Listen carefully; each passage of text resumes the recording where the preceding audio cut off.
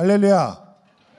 네, 주님의 이름으로 오늘 성전 가운데 오신 여러분을 축복하고 또 오늘 예배와 함께 또 동참하시는 여러분 모두에게 주님의 은혜가 임하시기를 축원드립니다.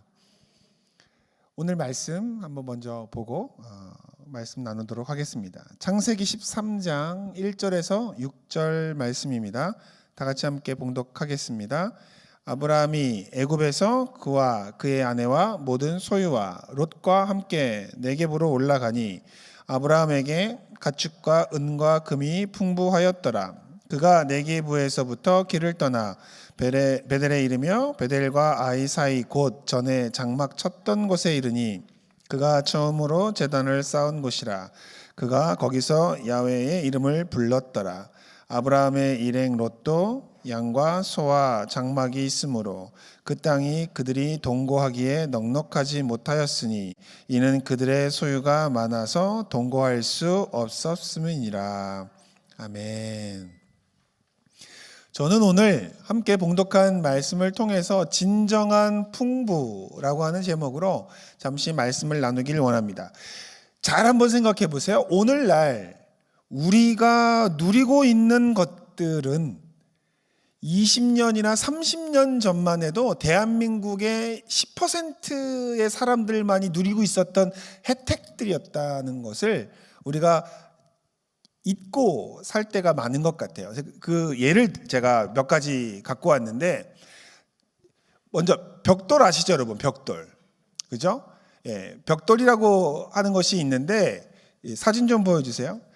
이게 핸드폰 중에도 벽돌 핸드폰이라는 게 있었습니다. 기억나십니까? 전 지금도 기억이 나요. 저희 교회 어떤 장로님께서 저희 어렸을 때, 그때 고등학교 때인가 교회에서 이제 봉사를 하고 있었는데 장로님이 허리에서 벽돌 하나를 꺼내가지고 통화를 하시는데, 여러분 그때만 해도 전화기가 크면 클수록 돈이 많은 사람이었어요. 그래가지고 허리에다가 무전기를 하나씩 차고 다니는 게 유행이었는데, 요즘은 어떻습니까? 핸드폰이 큰 거가 좋은 거예요? 작은 게 좋은 거예요? 작은 게 좋잖아요. 근데 저 때는 뭐가 이렇게 유행이라고 허리에다가 벽돌 하나씩을 차고 다녔던 시절이 있었던 것 같고요. 그 다음에 사진 또 한 장 보내드릴 텐데, 제가 어렸을 때만 해도 동네에서 자주 봤던 사진이, 여러분 저게 뭘까요? 예, 저기 안에 문을 딱 열면 이런 장면이 나옵니다. 그 다음 장면에 보면, 예, 오해하실까봐 말씀드리는데 저는 아닙니다. 근데 저 장면들이 익숙했던 시절이죠. 지금은 어때요? 지금은 저런 장면 볼 수가 있을까요? 없을까요? 시골에 가도 저런 장면을 볼 수가 없죠. 그래서 우리 보통 저거를 푸세식이라고 하고, 또 그 다음 발전된 게 뭐죠? 수세식이죠. 그 다음에 발전된 게 좌변기라고 하죠. 그 다음에 요즘에는 보통 가정에 많이 있는 게 뭐죠? 비데가 많이 있잖아요. 저 어렸을 때만 해도 집에 좌변기가 있는 집은 잘 사는 집이었어요. 저희 이 초등학교 동창 아이가 저희 집에 놀러 왔는데, 걔네는 푸세식이고 저희 집은 좌식이었어요. 그런데 애가 갑자기 오더니 저한테 그러는 거예요. 야, 니네 화장실 왜 저러냐? 그러는 거예요. 그래서 왜? 그랬더니 화장실 저렇게 해서 어떻게 쓰냐? 불편해가지고 그러는 거예요. 그래서 왜 불편한데? 했더니 야, 그 조그마한데 어떻게 올라가냐? 그러는 거예요. 가서 봤더니 앉는 자리에 올라가서 두 발로 올라가서 앉은 거예요. 지네 집에 앉아서 하는 것처럼. 그런 시절을 살았었는데 요즘은 어때요? 그거에 비하면 훨씬 더 잘 살죠. 그런데요, 얼마 전에, 올해죠. 올해 7월 6일 날 유엔 무역개발회의에서 한국의 지위를 개발도상국에서 선진국으로 승격을 시킨 일이 있었습니다. 이제 우리는 개발도상국이 아니에요. 우리는 선진국이에요. 전 세계가 인정한 선진국입니다. 그런데 이 선진국이 되었다라고 하는 기쁜 소식에도 불구하고 한 가지 우리들 마음속에 늘 있는 것이 뭐냐면, 잘 사는데 행복한가? 라고 하는 생각을 해보게 됩니다. 과거에 우리 할아버지들, 우리 할머니들 참 열심히 사셨습니다. 지금 우리 교회 장로님들, 지난주에 장로님들과 함께 식사를 한 적이 있었는데, 그때 장로님의 나이가 이제 70을 다 보시는 장로님이신데, 장로님 세대가 어떤 세대세요? 했더니 베이비붐 세대예요. 베이비붐. 근데 베이비붐이 언제죠? 6.25 전쟁이 끝나고 난 이후, 그죠? 그 1955년에서 1963년 사이에 태어났던 세대를 베이비붐 세대라고 이야기하는데, 그때 참 치열하게 살아오셨던 것 같아요. 여러분 기억하십니까? 저는 지금도 기억해요. 어른 그 손님이 오시면 저희 어머님께서 저에게 하셨던 말씀 중에 하나가, 사무엘아, 손님 오셨다, 설탕물 타와라. 그런 시절이 있었죠. 지금은 설탕물 주면 안 먹잖아요. 근데 그때는 커피를 내오는 집이 많지 않았고, 큰 냉면 그릇에다가 설탕을 타서, 시원한 찬물에 설탕을 타가지고 그거를 대접하면서, 자, 오랜만에 왔으니까 설탕물 마셔라고 하던 그런 시절을 살았던 거죠. 그런데 지금은 너무 잘 살잖아요. 그런데 정말로 행복한가? 라고 하는 질문을 오늘 한번 드려보기를 원해요. 혹시 예전보다 잘 살고 계시지 않습니까? 그죠? 여러분들 어렸을 때 생활했었던 것보다 지금 훨씬 더 잘 살잖아요. 근데 그때가 행복하신 것 같아요? 지금이 행복하신 것 같아요? 예, 그때가 행복했다라고 하는 생각들을 많이 하실 것 같아요. 먹는 건 못 먹어도, 추운 건 더 추웠어도 이상하게 마음은 옛날이 더 그리워지고 행복했다라고 하는 생각들을 하게 되는데, 제가 왜 이 말씀을 드리냐면, 오늘 소유가 풍부했던 두 가정의 이야기를 좀 하려고 합니다. 오늘 본문에 나오는 두 가정이 있습니다. 아브라함의 가정과 롯의 가정이 있어요. 이 둘의 가정은 잘 살았을까요? 못 살았을까요? 잘 살았다고 성경은 이야기하고 있습니다. 창세기 13장 1절에서 2절에 보면 이런 말씀이 나옵니다. 아브라함이 애굽에서 그와 그의 아내와 모든 소유와 롯과 함께 네게부에 올라가니, 아브라함에게 가축과 은과 금이 풍부하였더라. 이렇게만 보면 참 좋아요. 잘 살고 뭐 가진 게 소유가 많으니까 행복할 것 같은데, 오늘의 이야기는 행복한 이야기가 아니었어요. 아브라함은 애굽에서 네게부로 장막을 이동합니다. 사진을 좀 보여드릴 텐데, 그 네게부는 이제 이집트와 붙어 있는 겁니다. 이집트 지역과 이스라엘 지역이 맞붙어 있는 지역이 네게부예요. 그러니까 애굽에 있다가 돈을 많이 모으고 가축을 많이 모으고 은과 금을 모은 다음에 아브라함이 생각하기를, 나 이젠 다시 하나님의 땅으로 올라가야 돼라고 해서 옮겨간 게 이제 네게부로 올라가는 거예요. 네게부는 사실은 사막 지역입니다. 사막 사진을 제가 갖고 왔는데, 그 사진이 바로 오늘날의 그 네게부 지역, 저렇게 생겼어요. 아브라함이 올라온 지역이 바로 저 지역인데요. 성경은 이때 아브라함과 롯에게 금과 은과 가축들이 풍부했다라고 하는데, 그들의 삶이 행복하지 않았던 증거가 13장 7절이에요. 창세기 13장 7절에 보면 이런 말씀이 나옵니다. 그러므로 아브라함의 가축의 목자와 롯의 가축의 목자가 서로 다투고, 또 가나안 사람과 브리스 사람도 그 땅에 거주하였느니라 라고 이야기합니다. 여러분, 은과 금이 풍부하면, 가축이 풍부하면, 집안이 넉넉하면 싸우지 않을 줄 알았는데 그렇지 않아요. 물질이 있는데도 불구하고 지금 롯과 아브라함과 롯의 사람들과 아브라함의 사람들이 다투었다고 얘기해요. 그리고 거기에서 동거할 수 없다라고 성경은 이야기합니다. 그 이유가 무엇인지를 설명을 드리는데, 첫 번째, 주대심이 있어야 진정한 풍부라고 할 수 있어요. 이 주대심이란 주님을 나의 주인으로 인정하고 나의 마음에 주님을 모셔드리는 것을 의미합니다. 따라해 보세요. 주대심. 주대심이라고 하는 건 내 마음속에 누가 있다는 거예요? 주님이 계신다라고 하는 겁니다. 그런데 삶의 대부분의 문제는 주대심의 문제에서 생긴다고 저는 생각해요. 우리는 우리의 문제를 종종 누구의 탓으로 돌릴 때가 많습니다. 아버지가 문제고, 어머니가 문제고, 남편이 문제고, 아내가 문제고, 형제가 문제고, 친척이 문제고, 자녀가 문제고. 또 교회에 오면 누가 문제예요? 목사가 문제고, 전도사가 문제고, 장로님이 문제고, 권사님이 문제고, 또 집사님들이 문제고, 또 우리 공동체에 가면, 단체에 가면 누가 문제예요? 회장이 문제고, 총무가 문제고, 뭐 누가 문제고, 누가 문제라고 이야기하는데, 중요한 사실, 그 모든 문제와 연결되어 있는 건 누구다? 나라는 거예요. 누구도 문제고 누구도 문제고 누구도 문제고. 근데 그 많은 문제와 늘 항상 연결되어 있는 건 누구냐면 자기 자신이라고 하는 거를 잊어먹을 때가 있어요. 우리 자신이 그 문제의 중심에 있음에도 불구하고 우리는 그 문제가 어디서 왔는지를 잘 깨닫지 못하는데, 이걸 해결하기 위해서는 내가 중심이 되는 게 아니라 누가 중심이 돼야 되냐면 예수님이 중심이 돼야 돼요. 문제의 중심에 예수님이 계실 때 그 문제가 해결된다는 거예요. 주대심은 우리에게 능력이 돼요. 왜냐하면 모든 일을 나의 힘으로, 나의 능력으로, 나의 지혜로 해결하는 것이 아니라 주님의 힘과 능력으로, 지혜로 해결한다고 하는 뜻이 담겨 있기 때문에 그렇습니다.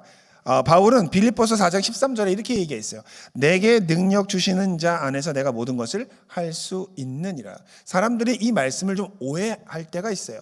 저 말씀할 때 나는 뭐든지 할 수 있어, 나는 성공할 수 있어, 나는 잘 될 수 있어 라고 이해를 하시면서 저 말씀을 암송하시는데, 여러분 사실은요, 저 말씀이 4장 13절이거든요. 근데 저 말씀을 읽기 전에 4장 11절 12절을 읽어야 돼요. 함께 보겠습니다. 다 같이 말씀 한번 읽어볼게요. 4장 11절 12절 시작. 내가 궁핍함으로 말을 하는 것이 아니니라. 어떠한 형편이든지 나는 자족하기를 배웠노니 나는 비천에 처할 줄도 알고 풍부에 처할 줄도 알아. 모든 일 곧 배부름과 배고픔과 풍부와 궁핍에도 처할 줄 아는 일체의 비결을 배웠노라. 내게 능력 주시는 자 안에서 내가 모든 것을 할 수 있느니라. 그러면 저건 좋은 것을 할 수 있다는 거예요? 아니면 힘든 걸 할 수 있다는 거예요? 네, 바울이 말하는 것은 궁핍, 비천, 배고픔 등과 같은 문제를 의미하는 거예요. 그 모든 문제를 내가 다 이길 수 있다. 왜요?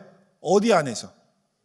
내게 능력 주시는 예수 그리스도 안에서. 그러니까 바울은 주대심의 문제를 해결하고 있어요.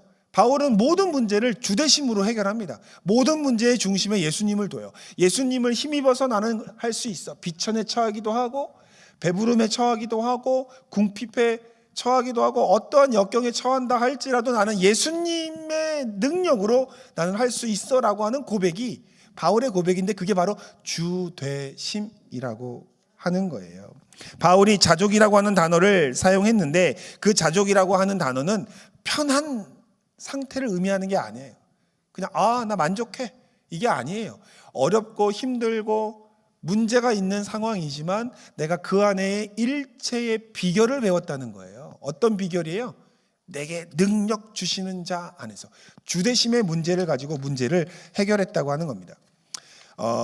뉴질랜드에 마크 이글리스라고 하는 청년이 있는데, 오늘 그 청년의 이야기를 드릴게요. 이 청년은요, 암벽 등반을 되게 좋아했대요. 산 타는 걸 너무 좋아해요. 산 등산하는 거 너무 좋아하는 사람 많잖아요. 근데 이 청년이 너무너무 산을 타는 걸 좋아했는데, 어느 날 23세가 되던 어느 날 암벽 등반을 하다가 겨울에 악천후를 만나서 그 산 속에 있는 동굴에 14일 동안 갇히게 됩니다.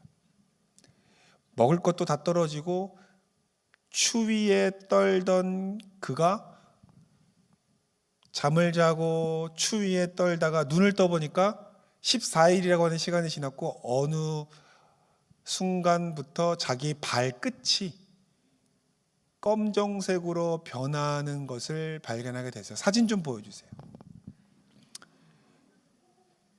그러고 그 발을 보면서 14일 동안 동굴 속에서 있다가 가까스로 목숨을 구하게 됩니다. 구조대가 와서 이 청년을 구조해줘요. 그런데 구조대가 왔을 때 기절을 하고 쓰러졌는데 눈을 떠보니까 병원이에요. 근데 눈을 떠보니까 무릎 아래쪽이 없는 거예요. 왜냐하면 의사들이 이 청년을 살리기 위해서는 무릎 이하의 발을 절단해야만 된다라고 하는 결정을 내리고 두 다리를 절단을 한 거예요. 보통 이런 역경이 다가오면 사람들이 네 단계를 거친다고 해요. 첫 번째는 이건 내 삶에서 일어날 수 없는 일이야. 아니야. 절대 이런 일은 나한테 일어날 수 없어. 라고 하는 부정의 단계를 거친대요. 그 다음에 분노를 경험한답니다. 하나님이 왜 나에게 이런 일을 주셨을까? 왜 내 삶에 내가 도대체 무슨 잘못을 했길래 내 삶에 이런 일이 벌어지는 거야? 라고 하면서 사람도 원망하고 하나님도 원망하고 주위에 있는 모든 사람들을 다 분노로 공격하는 단계를 거친다고 해요. 그 다음 단계가 뭐냐면 우울. 이렇게 살아서 뭐해? 23살이에요, 여러분. 23살에 두 다리가 잘렸으니까 내가 이렇게 살아서 뭐해? 죽어야지. 라고 하는 우울 속에 마지막이 포기라고 하는 단계를 거친대요. 근데 이 마크 이글리스라고 하는 청년도 그러한 단계를 거쳤는데 다행히 이 청년은 하나님을 믿는 예수님을 구주로 모셔드리는 크리스천 청년이었습니다. 그런데 이 청년이 그 힘든 시기를 거치면서 죽을 수는 없으니까 이제 살아야 하니까 생각을 바꾸기 시작했는데 이렇게 생각했대요. 어차피 다리가 없으니까 의족을 해야 되잖아요. 의족을 하는데 그런 생각이 들었다는 거예요. 어차피 의족을 신어야 하면 다른 사람이 만든 의족을 신는 게 아니라 내가 필요한 의족을 내가 디자인 한번 해보는 게 좋겠다라고 해서 자기 다리를 디자인을 했대요. 근데 이 친구가 등산을 좋아하잖아요. 그러니까 여름에 등산하기에 좋은 의족, 그 다음에 눈 올 때 산을 타기에 편한 의족, 그 다음에 강을 건널 때 필요한 의족, 이런 종류가 많잖아요. 그런 걸 다 만든 거예요.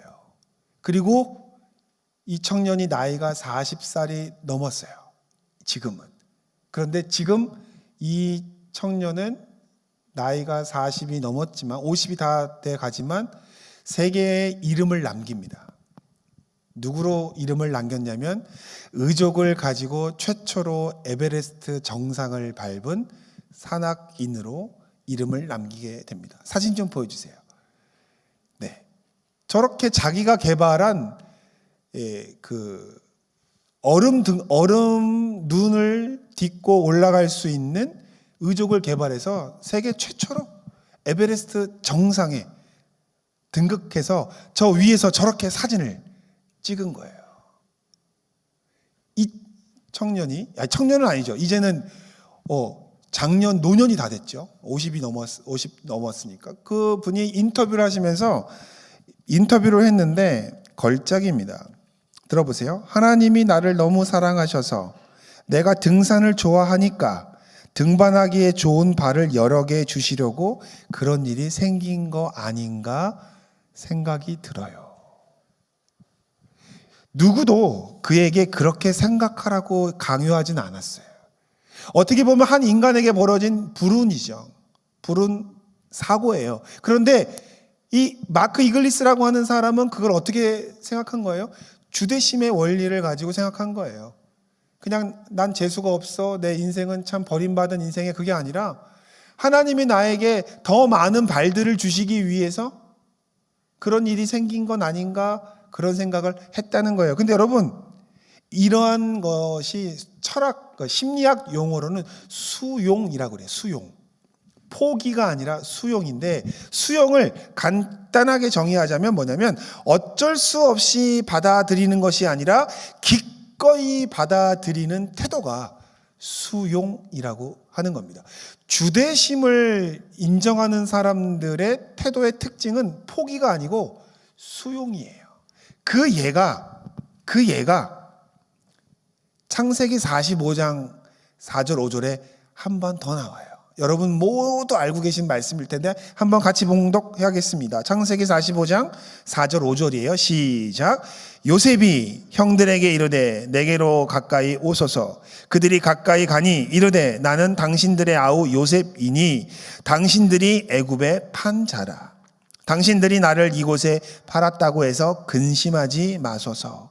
한탄하지 마소서. 하나님이 생명을 구원하시려고 나를 당신들보다 먼저 보내셨나이다. 이 말씀은 요셉이 자기를 팔아넘긴 형들한테 하는 얘기예요. 요셉이 이렇게 말할 수 있었던 건 바로 요셉의 마음속에 뭐가 있었던 거예요? 주대심이 있었던 거예요. 자, 자기 형제들에게 팔림을, 인신매매잖아요. 어린 시절 부모의 사랑을 받아야 할 그 나이에 먼 타국으로 팔려나간 거예요. 그런데 그 마음속에 미움이 있어야 되는 거 아닙니까? 자기 형들이 나를 팔았으니까 나를 이렇게 감옥 속에 이렇게 노예로 만든 내 형들에 대한 분노가 있었을까요? 없었을까요? 없으면 사람 아니지. 요셉도 있었을 거예요. 분명히 처음에는 부정, 분노, 우울, 포기 이런 과정이 누구에게나 있어요. 여러분, 갑자기 원치 않는 병이 나에게 임했을 때 억울하다는 생각 안 드세요? 내가 얼마나 치열하게 살아왔는데 이제 와서 내가 이런 병을 얻다니 하나님 너무한 거 아닙니까? 하나님 너무한 거, 제가 무슨 잘못했습니까? 이렇게 하나님 반문할 수 있잖아요. 그런 과정을 요셉도 거쳤는데 결론적으로 요셉은 마지막을 주대심으로 해결을 하는 거예요. 자기에게 일어난 일을 원망의 기회로 삼을 수 있었어요. 또 복수의 이유로 삼을 수 있었어요. 그러나 요셉은 주대심의 기회로 삼았어요. 이게 중요합니다. 그러니까 우리의 삶에 어떤 일이 벌어졌을 때 원망의 기회로 삼지 않으시기를 바라요. 원망의 기회로 삼지 않으시길 바라요. 복수의 기회로 삼는 게 아니라 주대심의 기회로 삼으시기를 주님의 이름으로 축원을 드립니다. 어떤 일이 와도 이건 주님이 나에게 더 좋은 일을 위하여 허락해 주신 것이야 라고 주대심의 원리를 가지고 바라볼 때 그게 정말로 풍부예요. 풍부. 물질이 많아야 풍부가 아니라 결국은 주대심의 원리를 가지고 있는 사람들은 풍요로 끝납니다. 결국은. 그런데 원망의 원리, 복수의 원리를 가지고 살아가면 인생이 편안할 수가 없어요. 그러니까 제가 말씀드리고 싶은 건 주대심의 원리가 있는 풍부를 여러분이 소유하게 되시기를 주의 이름으로 축원을 드립니다. 좋은 일이 있어도 감사, 섭섭한 일이 있어도 감사, 힘든 일이 있어도 감사. 왜요? 결국은 하나님이 다 합력하여 선을 이루실 것을 우리가 알기 때문에 참는 거예요. 견디는 거예요. 버티는 거예요. 그게 바로 주대심의 원리고요. 두 번째, 진정한 풍부는 양보하고 나눌 수 있어야 진정한 풍부라고 볼 수 있습니다. 롯과 갈등에서 아브라함이 보여준 모습은 진정한 풍부가 무엇인지를 우리에게 알려주는데 13장 8절에서 9절 말씀입니다. 다 같이 한번 봉독할까요? 아브라함이 롯에게 이르되 우리는 한 친족이라 나나 너나 내 목자나 서로 다투게 하지 말자. 내 앞에 온 땅이 있지 아니하냐. 나를 떠나가라. 내가 좌하면 나는 우하고 내가 우하면 나는 좌하리라. 아브라함이 손을 먼저 내미는 모습을 볼 수가 있습니다. 가족 간의 다툼의 문제를 해결하기 위해서 먼저 손을 내민 것이 아브라함입니다. 이게 바로 어른의 모습이에요. 나이가 많아야 어른이 아니고 품을 수 있어야 어른이라고 생각합니다. 자녀들과의 문제에서 이런 속담을 들어볼 때가 있죠. 자녀 이기는 부모가 없다. 그런데 왜 자녀 이기는 부모가 없을까요? 왜 그럴까요? 그건 부모는 어른이기 때문에, 자녀들은 애새끼들이기 때문에. 자녀가 부모를 이해합니까? 부모가 자녀를 이해합니까? 부모가 자녀를 이해하니까 져주는 거죠. 근데 자녀들은 자기들이 이긴 줄 알죠. 저도 자녀를 낳아 보니까 그 마음을 좀 알겠더라고요. 어른이 된다는 것은 품을 수 있다. 했다는 것이거든요. 자, 아브라함이 품었을까요? 롯이 품었을까요? 아브라함이 품었습니다. 아브라함은 롯에게 선택권을 줍니다. 이건 놀라운 양보예요. 왜냐하면 이스라엘이 서양일까요? 동양일까요? 사람들이 이스라엘을 서양으로 알고 계시는 분들이 계신데 여러분, 이스라엘은 동양입니다. 우리랑 같은 동양이에요. 그래서 거기도 장유 유서의 문화가 있어요. 그래서 좋은 건 어른들이 먼저 선택하게 되는 것이 동양의 관습인데, 오늘 아브라함이 보여준 모습은 그 장유 유서를 뒤집습니다. 롯에게 먼저 선택권을 주기로 하죠. 먼저 골라라. 여유로운 자의 선택이라고 볼 수 있는데, 왜 그랬을까? 왜 그랬을까요? 하나님이 그에게 있었기 때문에 그래요. 아브라함 뒤에는 항상 하나님이 있었어요. 그게 어디 나오냐면 하나님께서 아브라함에게 하신 말씀이죠. 13장 14절 15절인데요. 이것도 같이 한번 읽을 때 여러분의 말씀이 되기를 주의 이름으로 축원합니다. 롯이 아브라함을 떠나 후에 야훼께서 아브라함에게 이르시되 너는 눈을 들어 너 있는 곳에서 북쪽과 남쪽과 그리고 동쪽과 서쪽을 바라보라. 보이는 땅을 내가 너와 내 자손에게 주리니 영원히 이르리라. 네. 여러분, 나눈다고 없어지는 거 아니에요. 베푼다고 없어지는 거 아니에요. 왜 그럴까요? 하나님이 채우시면 되는 거죠. 하나님이 채우시기 때문에 나누어 주고 베풀어도 없어지는 거 아닙니다. 지난번에 제가 말씀드렸죠. 우리는 축복의 통로가 되어야 된다고 했는데, 축복의 통로는 특징이 뭐예요? 물이 지나가는 수로의 특징이 뭐예요? 마르지 않는다고 그랬죠. 축복의 통로의 특징이 뭐예요? 축복이 마르지 않는다는 거예요. 아브라함은 그걸 알았어요. 그래서 평생 나누고 평생 베풀 수 있었고 넉넉한 마음을 가지고 있었는데, 그게 결론에 아브라함의 인생의 마지막에도 등장합니다. 창세기 24장 1절에 보면 이런 말씀이 있는데, 저는 이 말씀을 늘 나의 삶에 적용하고 또 제가 기도를 해드리는 분들의 삶에도 늘 적용하면서 축복하면서 하는 말씀인데요. 이 말씀 읽을 때 이 말씀도 여러분의 말씀이 되고 여러분의 삶에 응하게 되시기를 주 이름으로 축원드립니다. 창세기 24장 1절이에요. 같이 한번 읽겠습니다. 시작. 아브라함이 나이가 많아 늙었고 여호와께서 그에게 범사의 복을 주셨더라. 그렇습니다. 나누어 주어야 복이죠. 그런데 이 마지막에 또 하나의 원리는 뭐냐면, 은혜로 채워져야 풍부한, 진정한 풍부라고 하는 주제가 나와요. 아브라함은 이걸 알았어요. 나누는 진정한 풍부가 있었고, 또 세 번째로 은혜로 채워진다는 걸 알고 있었어요. 여러분, 이걸 아는 사람들은요, 나누는 거에 주저하지 않습니다. 베푸는 거에 주저하지 않아요. 싸우지 않습니다. 나눠줍니다. 왜요? 누가 채울 거기 때문에. 하나님이 채우실 거기 때문에. 우리 교회가 사회에 많은 어려움을 당하고 있는 분들을 도우려고 하고 있습니다. 아시죠? 매년마다 우리 그 생필품들을 가지고 희망 박스를 만들어서 나누고 베풀잖아요. 그 베푸는 이유가 뭐냐면, 받는 복이 진정한 복이 아니라 나누는 복이 더 큰 복이에요, 여러분. 받는 것도 복이에요. 근데 그보다 더 큰 복이 뭐냐면, 나누어 줄 만큼 더 많은 거예요. 여러분의 삶이 나누어 주는 복이 있게 되시기를 주의 이름으로 축원을 드립니다.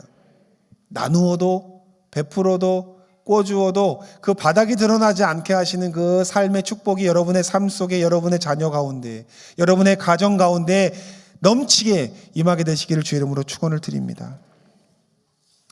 주되심을 인정하고 나눌 수 있고 은혜로 다시 채워지는 진정한 풍부함을 경험하는 그러한 삶이 저와 여러분의 삶이 되기를 간절히 소망하며, 우리 말씀을 기억하고 간절히 기도하는 여러분 되시기를 주 이름으로 축원드립니다. 기도하겠습니다. 하나님 감사합니다. 오늘 저희가 진정한 풍부가 무엇인지 말씀을 나누었습니다. 주님을 내 마음에 모시는 것이 진정한 풍부이며, 나눌 수 있는 것이 진정한 풍부이고, 또 은혜로 채워지는 것이 진정한 풍부라고 말씀을 나누었는데, 주님, 이 진정한 풍부를 우리의 삶에 허락하여 주옵소서. 어떠한 힘과 역경이 다가온다 할지라도 주님을 우리의 중심 가운데 모시며 살아가는 저희가 되게 하여 주셔서 나누어주고 베풀어주고 꾸어주어도 그 바닥이 드러나지 않게 하시는 하나님의 은혜가 우리의 삶에 넘치게 하여 주옵소서. 감사하고 예수님의 이름으로 기도드립니다. 이 시간 기도 제목이 있는 분들 가슴에 믿음으로 손 얹기를 원합니다. 그 믿음의 기도에 주님께서 능력을 주시고 능히 이길 수 있는 힘을 허락해 주실 줄 믿습니다. 주님, 저희가 믿음으로 가슴에 손 얹어 기도합니다. 그 무엇보다도 먼저